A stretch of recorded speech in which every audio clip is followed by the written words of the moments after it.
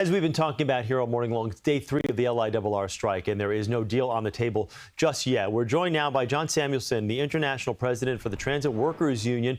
John, thanks for taking a couple of minutes here just to help us kind of, clear through the air here. Your union, not part of this strike, but you have negotiated with the MTA before. How do you expect this morning's negotiations to go now that a weekday commute is being impacted, as we've been detailing? And from what we've heard after last night into the early morning, some significant progress has been made for the first time. Yeah, so there does appear to be progress.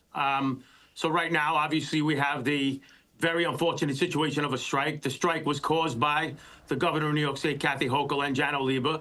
Absolutely, for sure. In the waning hours of the expiration of the contract, the MTA began regressively bargaining. There's no employer that does that unless they're seeking a strike. When you begin regressively bargaining in the end game, you're doing it to make everything go into chaos. So let me ask you this. Your thoughts then on the fact that they from what everyone's saying, including Janno Lieber, who we talked with earlier, the 3 years of the contract was all set. Everybody seemed to agree on that. It's that 4th year that they wanted included on this that none of the other unions, and I assume your union as well, have.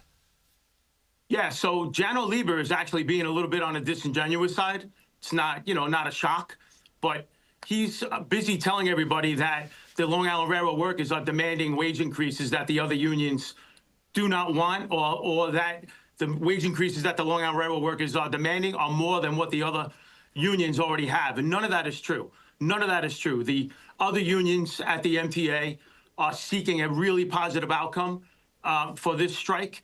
In no way are they seeking more money than what the other unions are seeking. This is a fiction that Janno and Governor Hochul are spreading. Got any idea why you think they would be doing that? Yeah, they're trying to disparage the unions that are striking against the MTA and against Governor Hochul. But what's the upside with that, though, since you've got, 250,000 commuters, which are your constituents, their constituents, if you're saying this is Governor Hochul's thing? I mean, I'm trying to find what the upside of that would be. The upside is that the upside to them is that they're trying to disparage the character of the striking workers. They're trying to make them out to be greedy, public sector workers.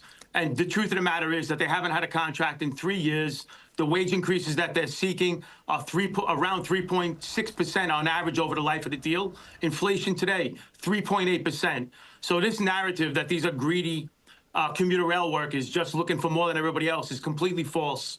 Let me ask you this. Based on what you're hearing, then, do you think you hate the fact that it had to come to a weekday commute and that you're in day 3 right now, but do you think this is something that can be resolved relatively quickly, or do you think everybody's going to kind of, stick their foot in the ground here and stand pat? Yeah, I do. I think it's resolvable. It should have never happened, and it's certainly resolvable. The MTA needs to move into a rational, meet inflation position. They're not there. They keep offering gimmicks such as lump sums, which don't increase hourly wages. They don't compound. If they want to settle, they can stop offering gimmicks and start offering solid wage increases. Yeah, I guess you understand, though, in the position that you're in, these are, you hate for people to have to suffer, but these are the negotiating tactics, whether it's the federal government, local government. These are the tactics we see more and more these days. Right. So what we have is a strike. The contract has been unsettled for 3 years. So Governor Hochul and the MTA chose not to settle the contract. It went to 2 presidential emergency boards under the Railway Labor Act. And here we are. Here we are on strike because they refused to bargain in good faith. No, we'll see what happens in the next couple of hours. Hopefully, calmer heads will prevail, but we shall see. We thank you for taking a few moments this morning. Thank you. All right, man. Good to talk to you. And our team coverage continues of this first workday commute of the strike. Later this hour, we're going to hear from MTA CEO Janno Lieber about where the strike stands right now. Stay with us for the very latest updates on the air, online, and the CBS News app.